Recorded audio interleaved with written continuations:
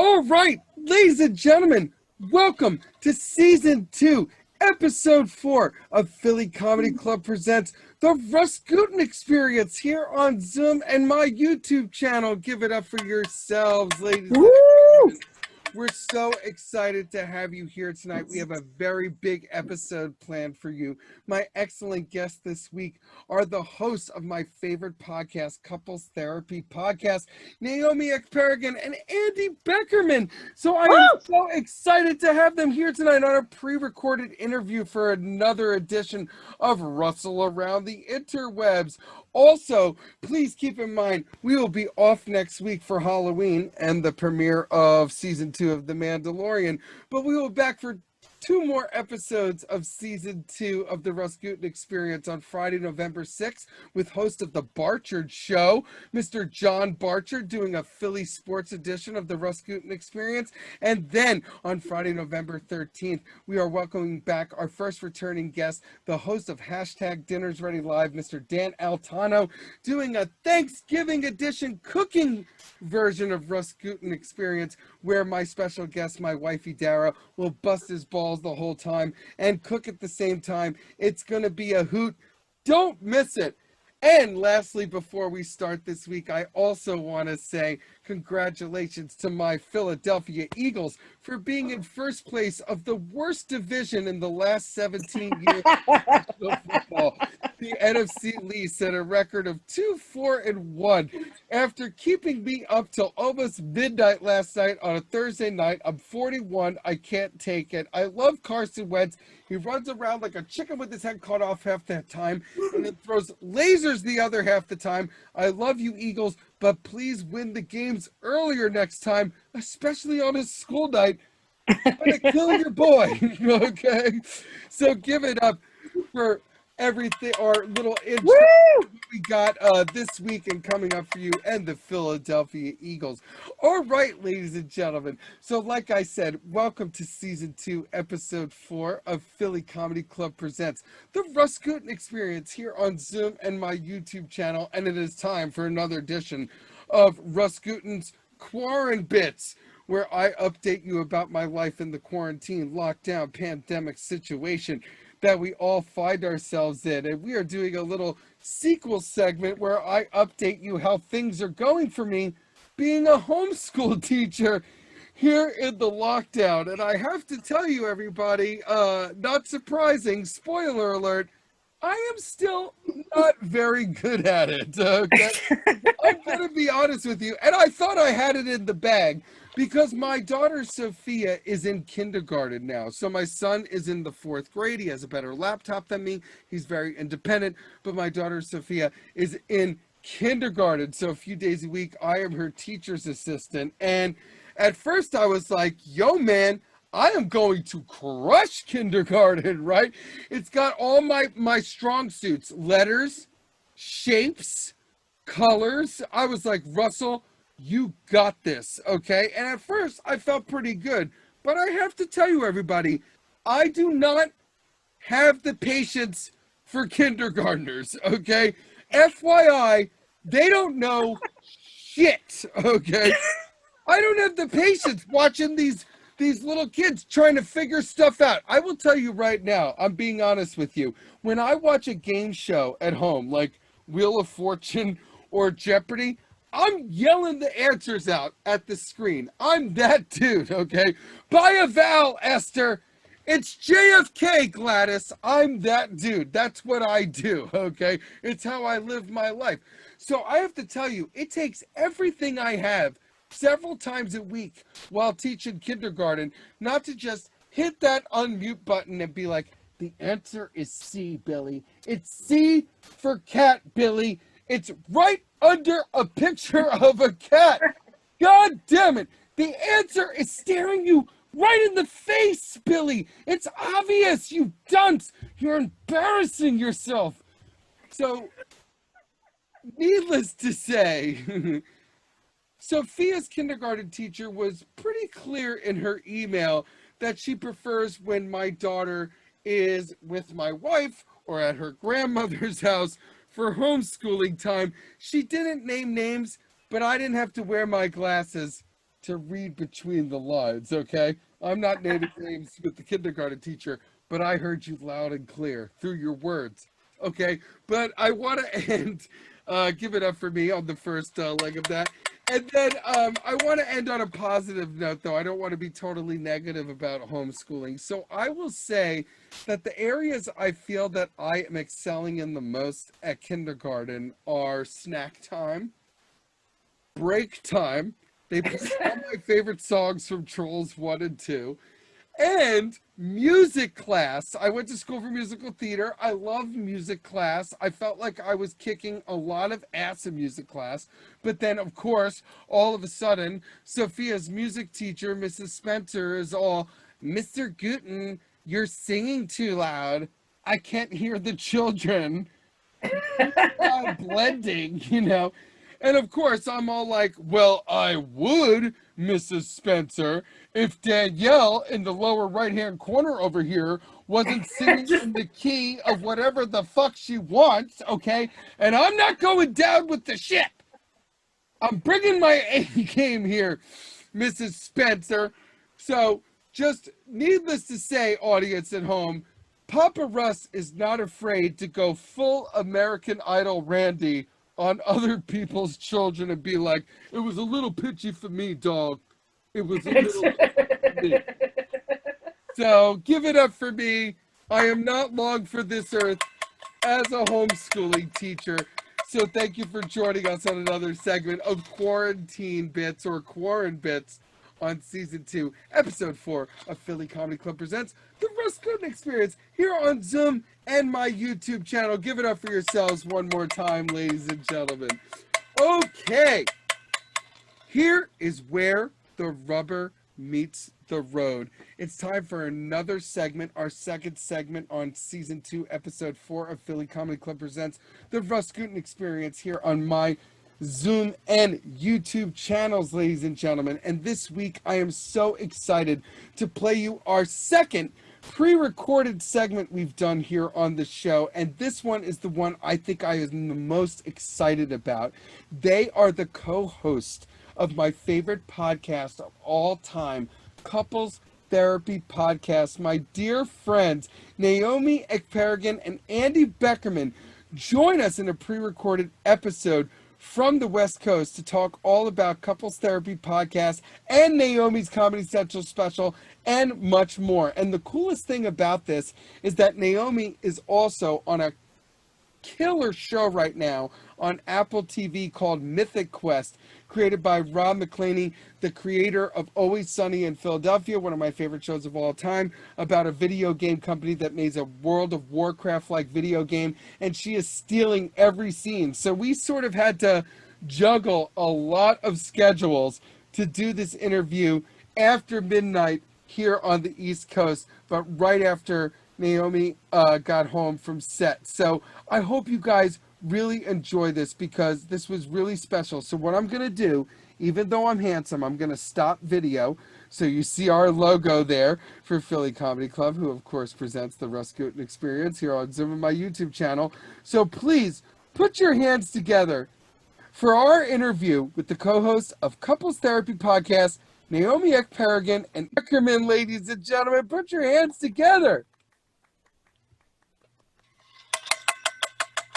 Ladies and gentlemen, as promised, welcome to our second segment on Season 2, Episode 4 of Philly Comedy Club Presents The RUS GUTIN Experience here on Zoom and my YouTube channel. And it's time for another edition of your favorite segment and mine, Russell Around the Interwebs. Graphics explosions, where I, your host with the most, Papa Russ, tries to clue you in, the audience at home, to my favorite comedian-created content available to you on the interwebs during the pandemic and thereafter. And tonight is the one that I've been looking forward to probably the most. My dear friends and the co-host of my favorite podcast of all time, Couples Therapy Podcast, Naomi Ekperigin and Andy Beckerman are joining us tonight to talk to me all about their killer podcast and some other cool shit too. And ladies and gentlemen,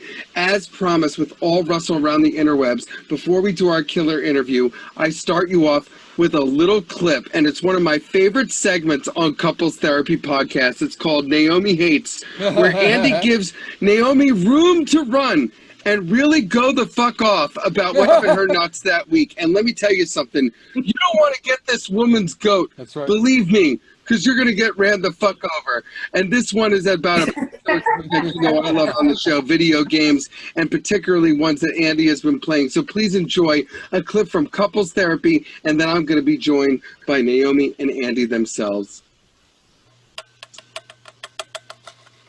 Why, Naomi, I think we should do a segment called Naomi Hates. Take it away, so baby girl. Okay, so Andy was, he's been talking about playing Zelda, and I notice whenever I look up and see him playing Zelda, he has to like collect foods and then make stews. And I swear to God, and this is like how, and this is the thing I don't understand and I don't like. Why is everybody into these games like Animal Crossing where you have to have a goddamn job? Right. Why would I want to play a game where I have to till a field? Animal Crossing, right? Doesn't animals tell you what to do? What the fuck is this? Some twisted roots? I gotta till a goddamn field, and if I make enough money, I can make my house bigger? Well, that's just life. That's just living. How is that supposed to be fun? How is that supposed to be a break from the everyday? So I'm up in here doing A, B, up, down, left, right. Ooh, I just planted a field. Is that fun? Is that the activity? Live it.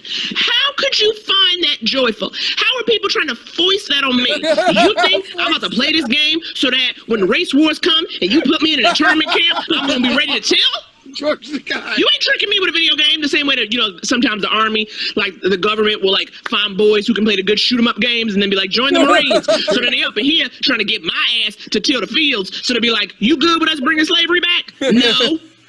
I ain't playing no damn Animal Crossing. I'm not making you a stew in the fictional world of How the hell you got fairies and magic, but I still got to be up in here cooking and don't have all the ingredients? Well, that's just being in my house. Yeah. That's just being at home, looking up in the cupboard saying, well, I can't make that. What can we do with what we got? This ain't a game. This is life, and it is a struggle. It is a game. And that's what I hate about it. That's a game when this ain't a game. I'm done. I just bought a house in town, by the way. And he gotta furnish it. Well, that's just living. That's just living. You never have the money to furnish after you make the down payment. I think it's basically like all the things that millennials can't afford in real life. It's a gorgeous wood frame structure. Really good bone. Yeah, it's in a great village. Yeah.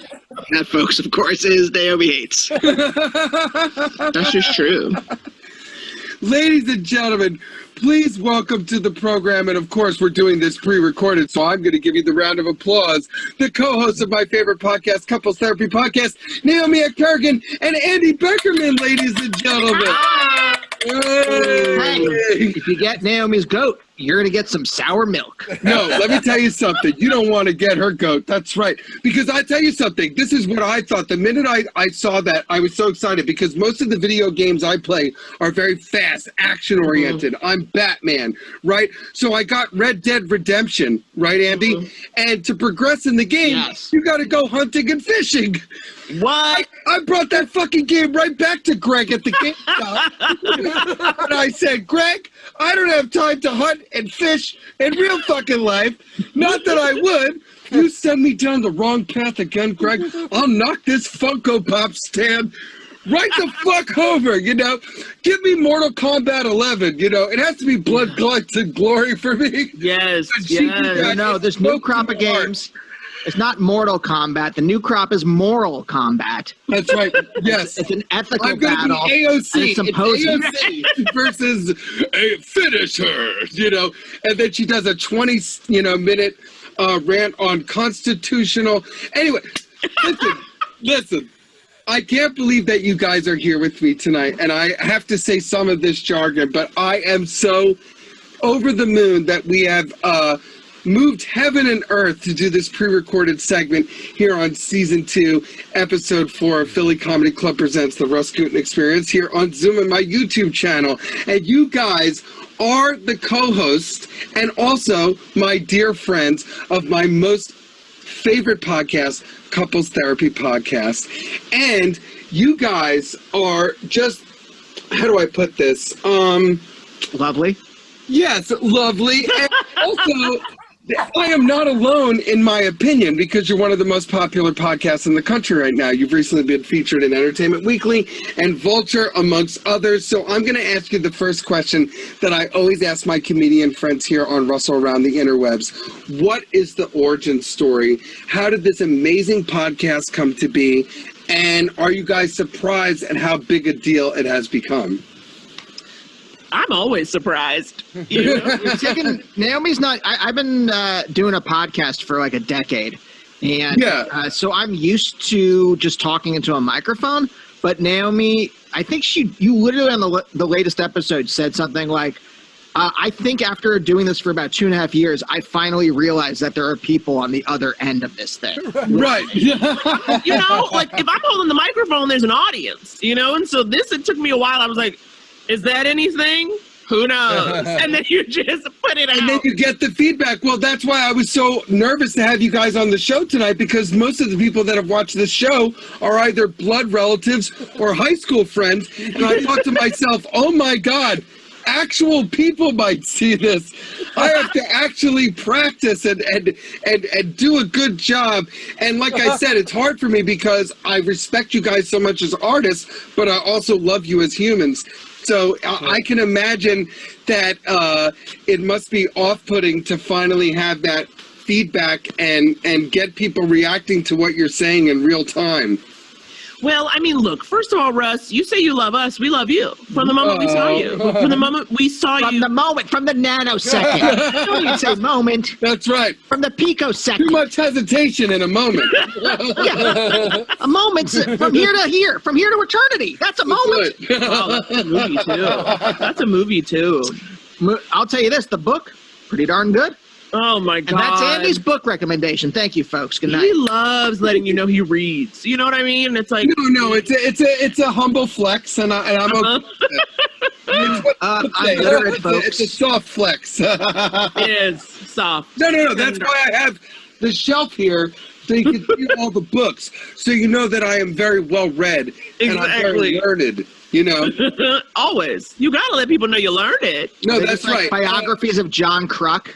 Well, listen, my parents just brought me a whole box of baseball cards and football cards and everything. I found 3 cards that are each worth more than $1,500 to $2,000. What? That's the dream. I have a Bo Jackson rookie card. It's pristine because I was obsessed with Bo Jackson and Wayne Gretzky and Michael Jordan. So I have all these amazing things that luckily my parents have preserved and had the free time during quarantine to discover for me. I'm not cutting them in on the profits either. No. I have a personal rookie card. Oh, wow. No. I would take it too. Yes. And Laura Gutin was a writer on that. Represent my family. Oh, snap. We're distant relatives, but I'll take it. You got to claim it. What? You got to claim it. No. I will take it. We're both from Cherry Hill, and we're both Jews, and we're both last name Gutin, so it's close enough for me. It checks a lot of boxes. So, on to question number 2, guys. Russ, can I run one? On your Wait, Russ, hold on. Andy's going to go get some food. Oh, I love the doorbell rang. Is it Postmates or DoorDash? I just learned about all this stuff. What do you mean just learn? You're in Jersey. Yeah, I just have my 3 restaurants that know my allergies and send me my same orders. Right. Like Jade Island, it's like 7 Spruce, POPPA RUS. They send me my allergy order. My special needs food, Naomi. Oh my God, bless. It's good that you have support. No. So I'll start asking you this, and hopefully Andy can weigh in, because I don't want to keep you guys too long, of course. No, please. But number two, you guys have had like more than 100+ episodes, and you've already had an amazing list of incredible guests, including the endlessly handsome and seemingly ageless RUS GUTIN. Of course. This is one I thought of off the top of my head. Right. But of course, you've also had people who are actually famous, like Gary Goldman, Kunal Nanjiani, and Michelle Patel, just to name a few. So the thing that makes the podcast stand out to me the most, just the two things that make it stand out to me and make it my favorite, are two things. Is one, you guys have a format where you put together comedian couples or comedians who are very close friends with each other, and they appear on stage together or on the podcast. And I think it's so unique and engaging and specific that you can't, replicate it in any other form. And number two, the other thing that I love is that before the pandemic, you guys had a format where you would do episodes that were either pre-recorded or live, and the show worked brilliantly either way, which is a rare thing for podcasts to pull off. Some are live podcasts, some are pre-recorded. So I like that you guys can do both, and I had a blast with you guys at Good and Philly. I know, we did it up in the hometown. And it's always sold out, and it's so cool to see all those woke, handsome people with their big glasses and everything, and their scarves and their beanies. So my question for you is like two-part. What would you say, like spill the tea, who are the best comedian couples you think you have had so far?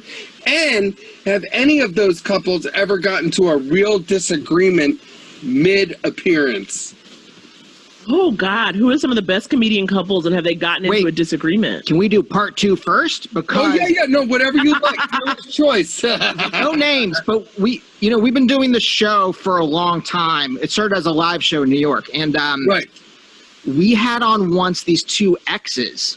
Yes. And so you get 12 minutes. We tell people 10 to 12, we'll light you at 10. We'll get the light at 10 minutes.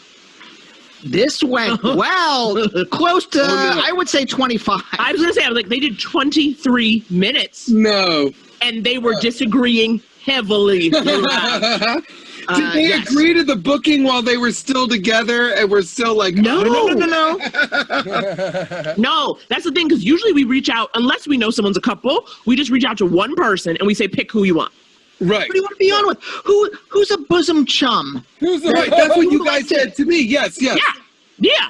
You'd like to get into it. You'd like to dig in on stage for about 10 to 12. Right. Light at 10.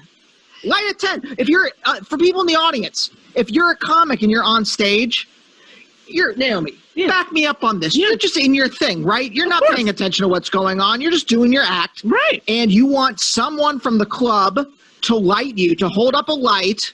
Oh, that's usually, that's cell phone. The story of my life is holding up lights and watching people run over them for 17 minutes at a time. To let you know it's time. You get a minute, maybe 2 minutes left to get the heck off stage. No, all right. I've seen Ed at Gotham turn on the house lights on a motherfucker. Oh my God, yes. That's the realest shit I've ever seen. It's very real. Honey, it's like, you know what it is? I feel like when someone's running the light, I'm like, honey, it's not your birthday. This is not your time to just keep running going. The light means no. Yeah. You're not a goonie. It's not your time down here. Yeah, no, it's unbelievable. And, a few times at the Comedy Store, I used to tell people, like, hey, you run the light one more time. I'm going to walk right up in the middle of your sentence. I'm going to take the mic out of your hand. And they thought I was just like musical theater jazz hand. Right. And there I was, like fucking like Father Christmas. I took that shit from you. Oh my God. Like Sandman at the Apollo. And there I was. So, and I'm not worried about it either, because I'll slap the shit out of somebody if I have to. I don't wear the eagle. I wear the eagle as like a sort of signal to people, like, don't cross this line. Did you have Mitzi's blessing to rough someone up? By the time I was there, I only met her once. She wasn't really there all the time. She was more older and staying at home.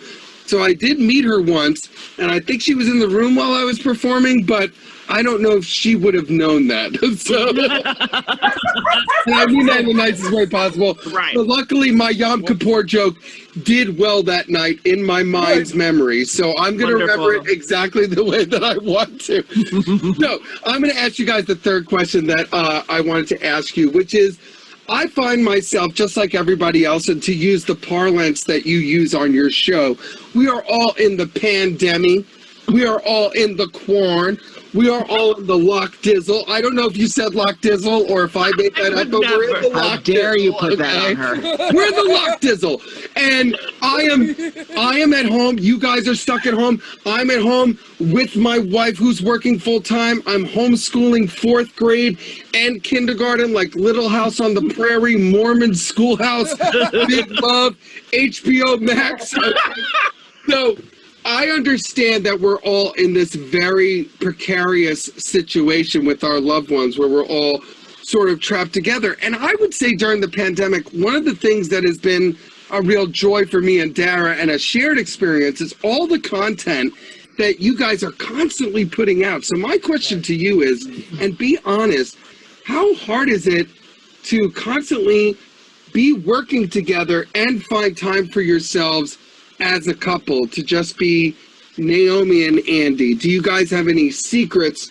Those like me and Dara who find ourselves working in the same space all the time now. Russ, honey. Cracking that code. We have the Rubik's Cube of Quar. It's truly been crazy. Sorry, our animals are going nuts. We're having a very serious moment here. We're getting like really into our hearts. And Mabel, our dog, she doesn't like it. She wants I have everything that to be effect surface on jokes. They know I'm afraid of them, so they react. Even we have a damn menagerie. I'm terribly afraid and allergic to your animals. Oh, right, honey. It's like we have a menagerie, I tell you. 3 mouths to feed. 3 mouths to feed. The picture of you guys on the stairs while you're walking the dog with like a 90s hip-hop cover. It looks like what Public Enemy said was going to happen, you know. I mean, what do we do? Like, I feel like just this past weekend, we decided to finally, like, go out in the evening. Not into an establishment. We just literally we drove and we took a walk in a new area of the city. We dressed up. We put on nice clothes. Yeah. Wow. And you mean like denim jeans and perhaps Oh wow. I know. I was like, and we just said, we were like, let's walk. And we were probably only there like 45 minutes. We were just kind of walking down but then it felt like a whole new world, honey. It was some straight up Aladdin moment of freshness. Oh yeah. And this was downtown. Do you guys know where I used to work on 6th and Flower at the Daily Grill? Oh my God. And you were there before it was cute. We were for sure. Oh my God. The only cute thing there. That and the standard. So this time we went to Larchmont, which is like Larchmont Village is like where Sandra Rhimes lives, right? Shonda Rhimes? I know. Oh, yeah, it's beautiful. It's actually real. No, Sandra is her sister.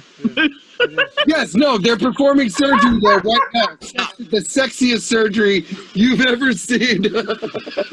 But and I'm a big fan of downtown LA. I had a lot of great times there when I lived there. So personally, because I worked there and then I did a bunch of shows there and I made a bunch of friends there. So I think it's an underrated area. And like you said, it's actually much cooler and gentrified than it is now than when I was there. Okay, so the next answer.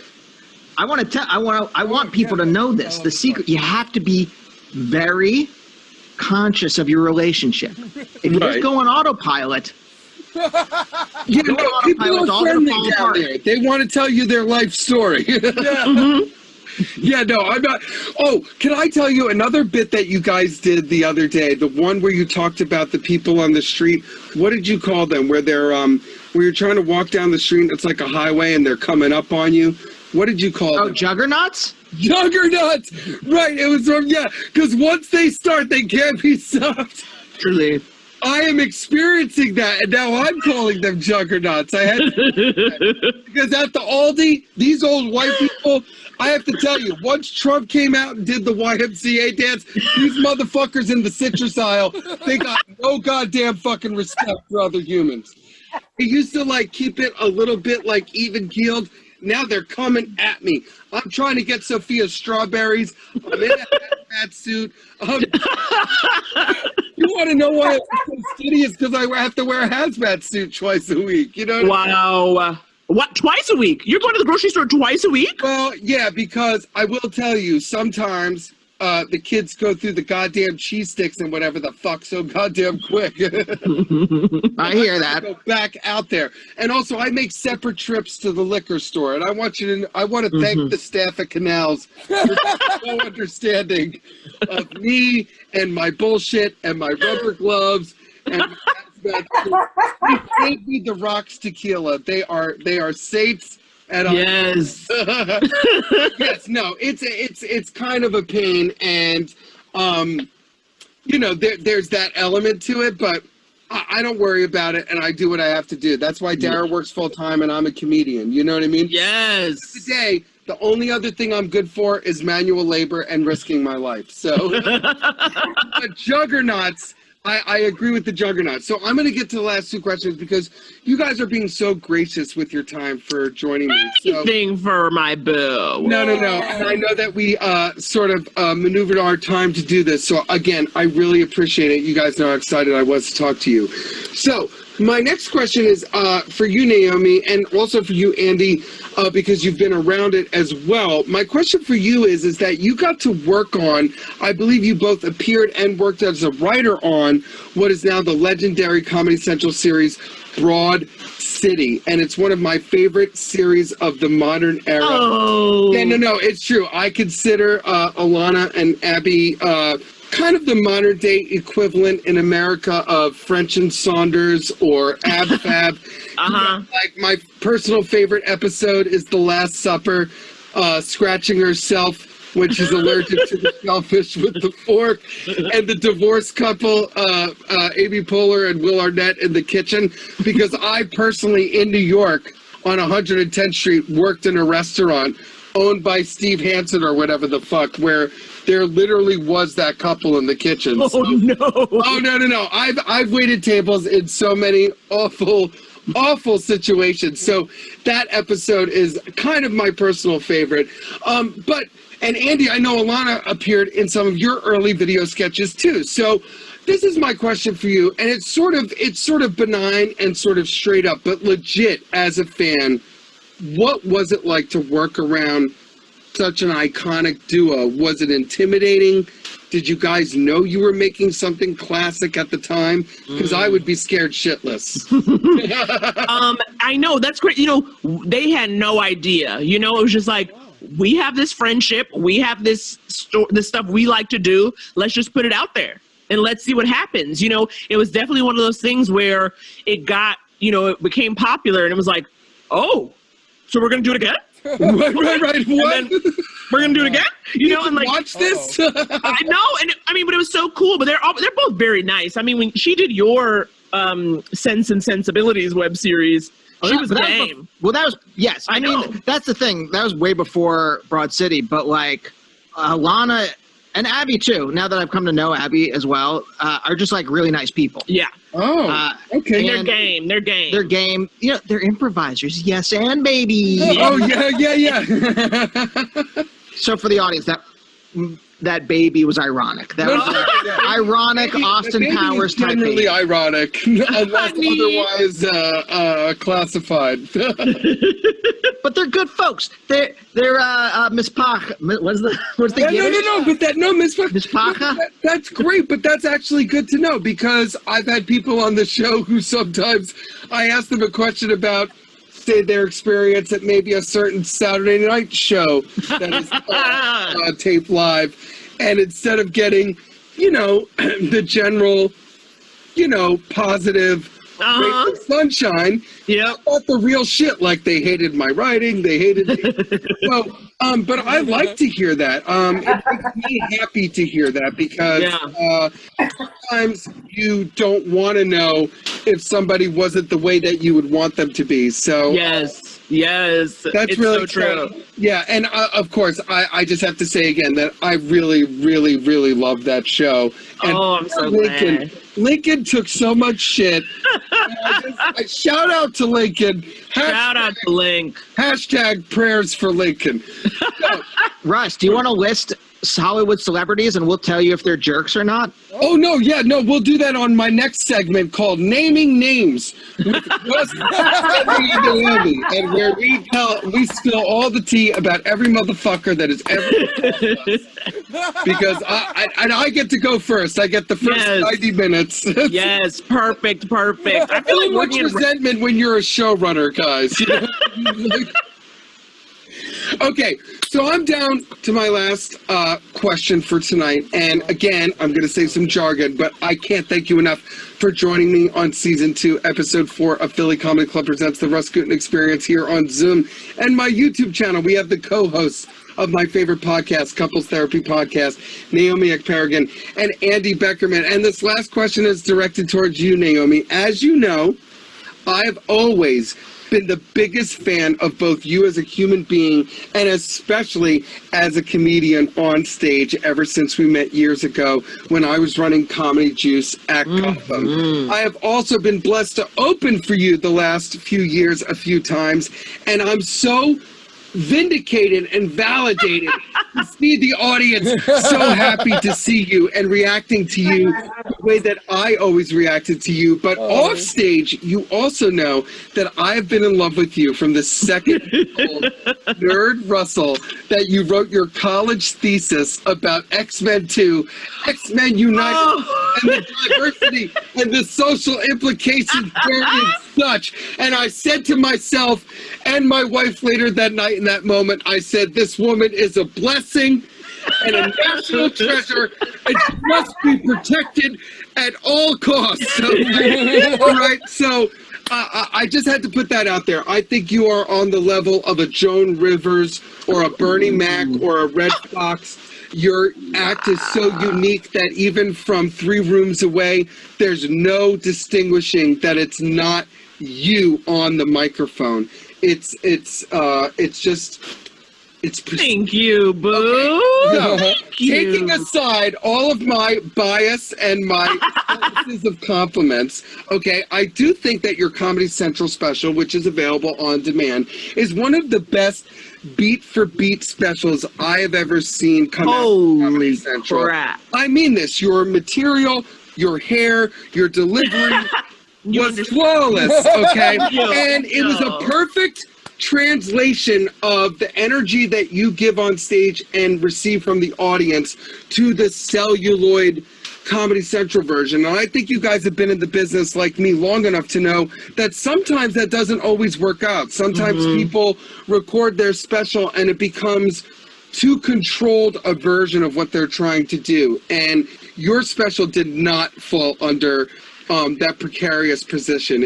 It was just awesome. I was so proud. I cried that night. Oh, thank you, Papa Russ. Yeah, no, my question for you is I was hoping you can take me and the crowd at home a little bit behind the scenes and tell us a little bit about what it's like to take on such an extraordinary opportunity. Like, what was the process of booking the gig like? What was the night of the taping like?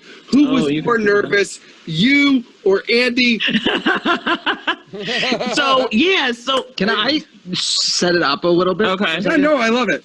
And then you take it from there.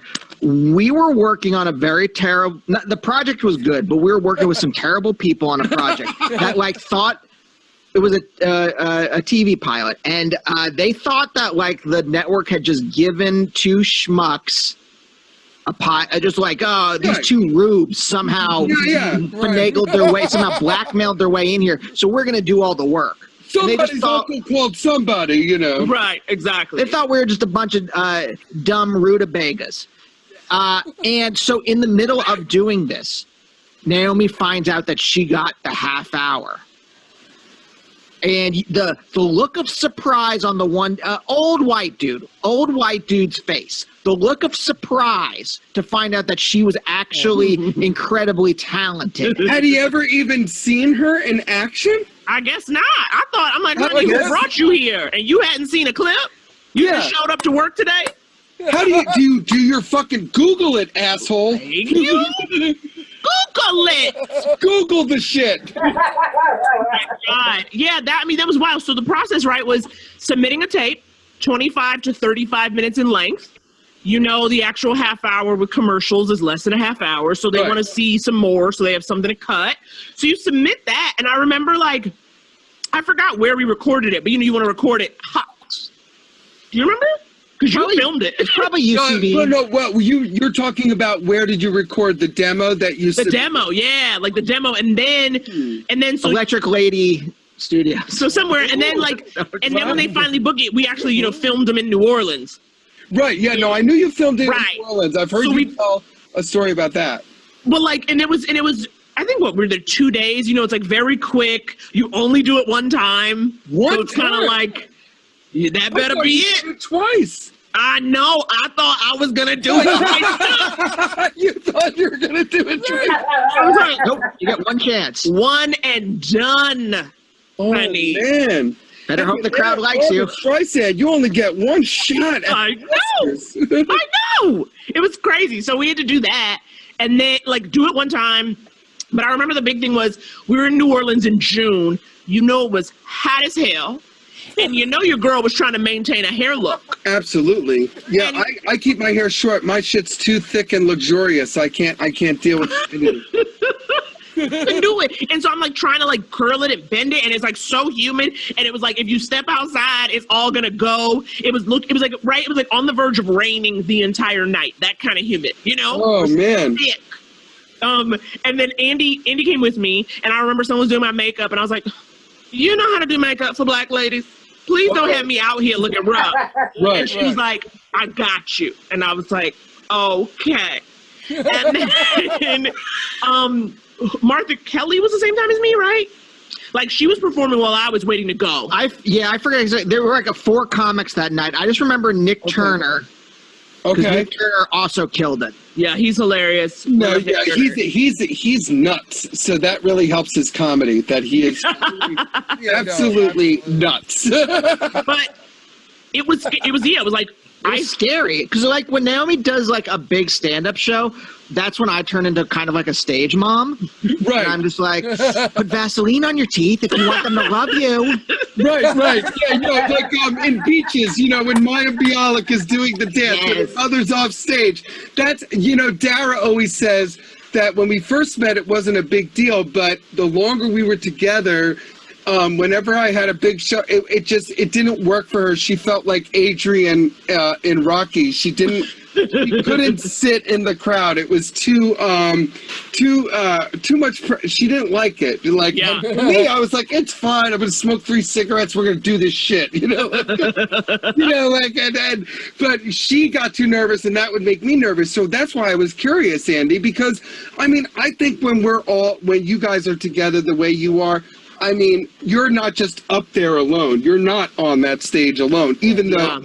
Let's face it, Naomi, when you watch that special, you walked the stage as if you owned it. It was, you wouldn't have known that you had not done that theater 50 fucking times.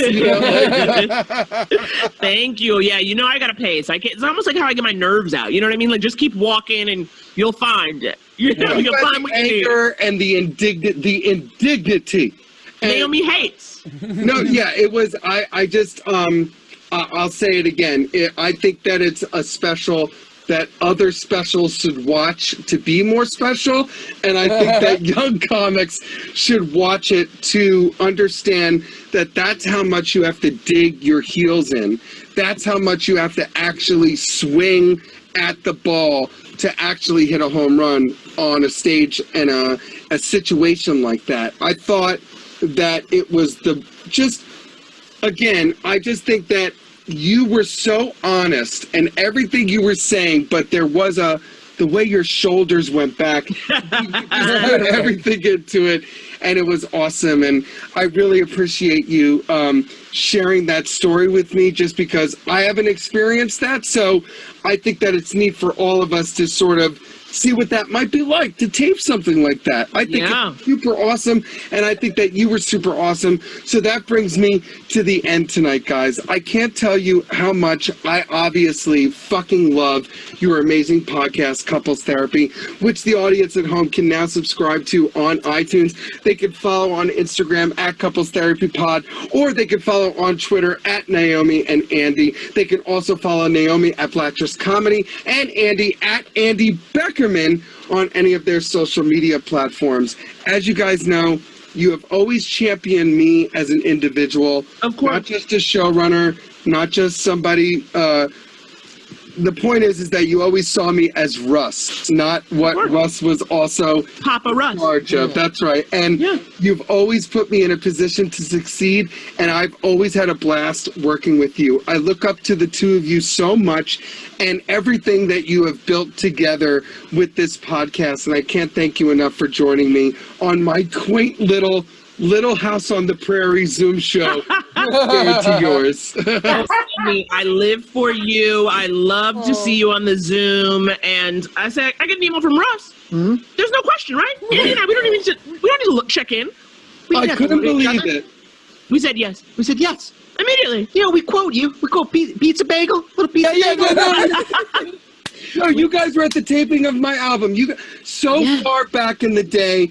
But Naomi, you and I we had a moment together where Jimmy Fallon was there the night that we performed together at Gotham. Other big nights that we did together. Quite frankly, and being honest, at the time, I had to fight to put friends of mine who I really believed in on that show. I wasn't really in charge.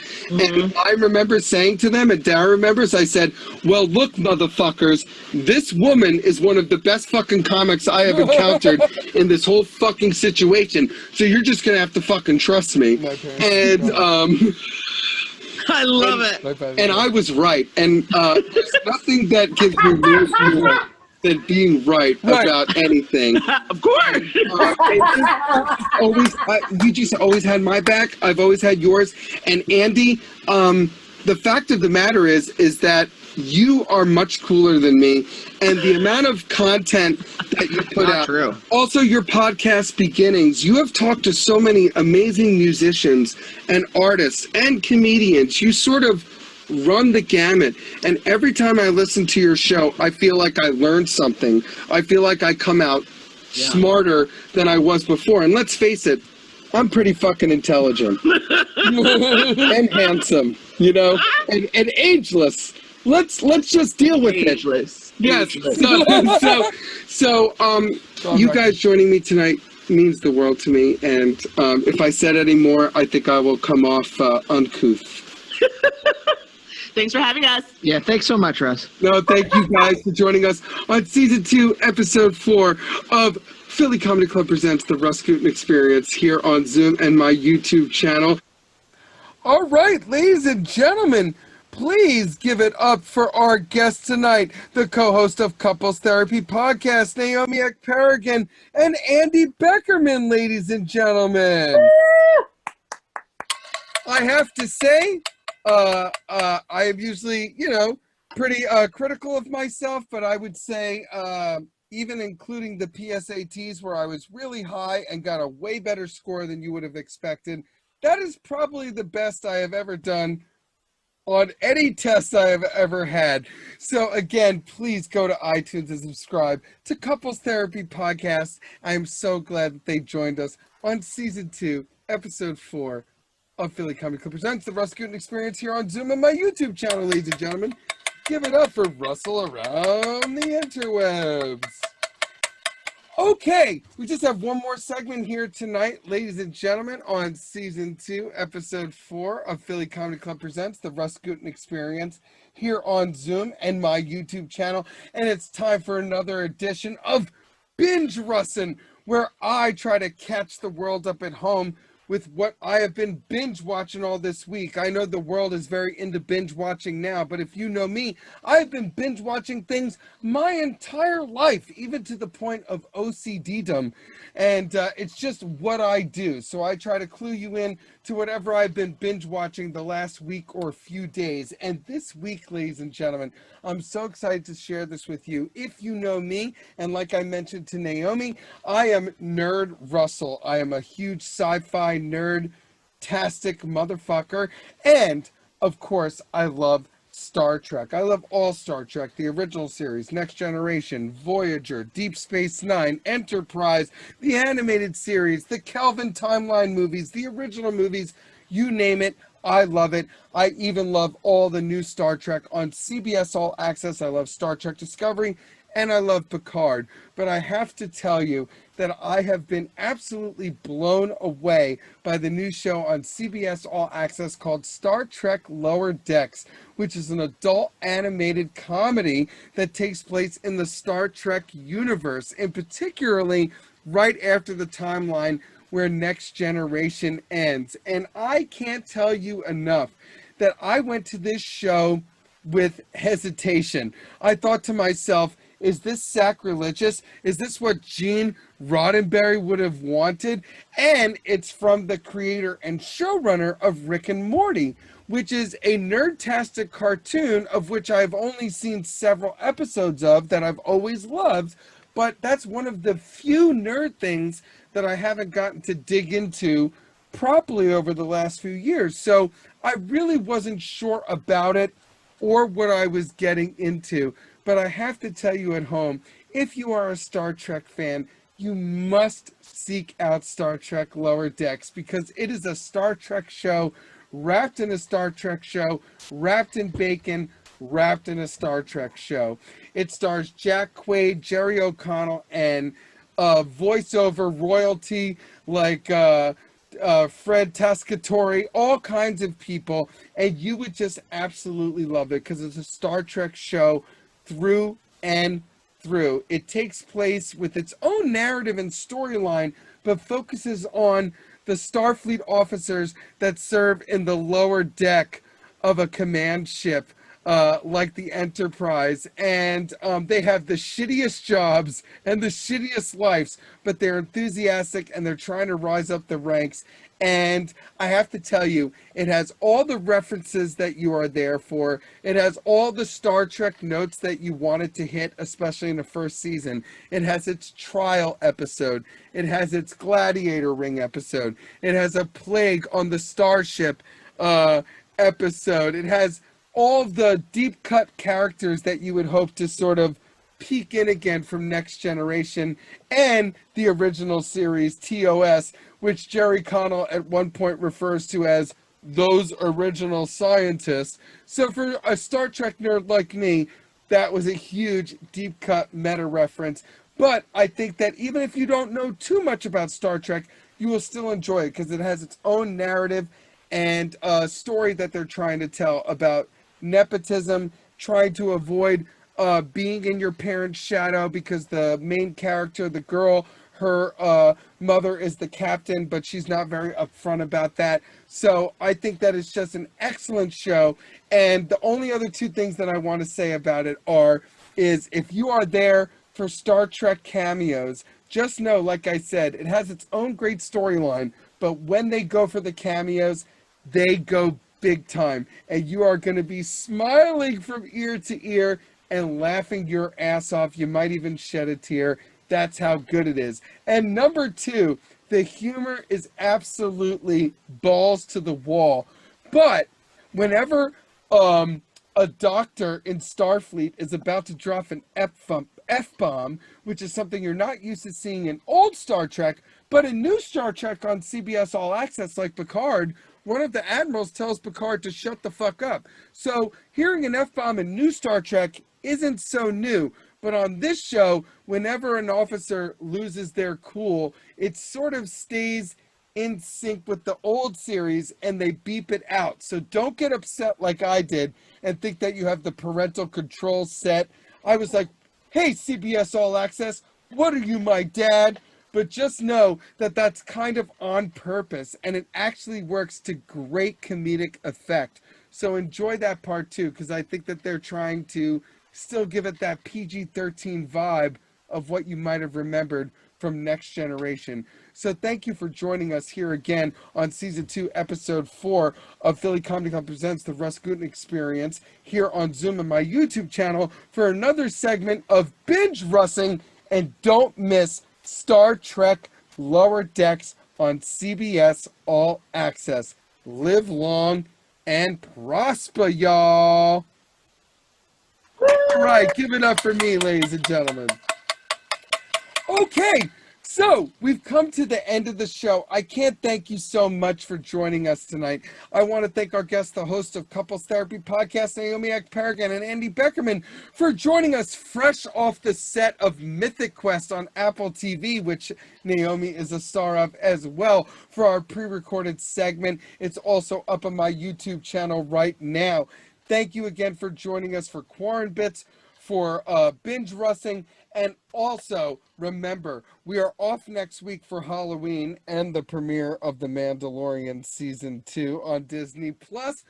But we will be back for 2 more shows on Season 2, Friday, November 6th, with my buddy, the host of The Barchard Show, John Barchard, to do a special Philly sports edition of the Russ Gutin Experience. And then we are ending the season with a Thanksgiving edition of our first returning guest, the host of Hashtag Dinner's Ready Live, Mr. Dan Altano, doing a Thanksgiving cooking edition where our special guest, my wifey Dara, will be breaking his balls the whole time and cooking along with him. Thank you again for joining us. Please remember to like and subscribe to my YouTube channel, youtube.com/Gangstapella, or just look up Russ Gutin or the Russ Gutin Experience, and you can catch all the episodes we've had so far and will have thereafter.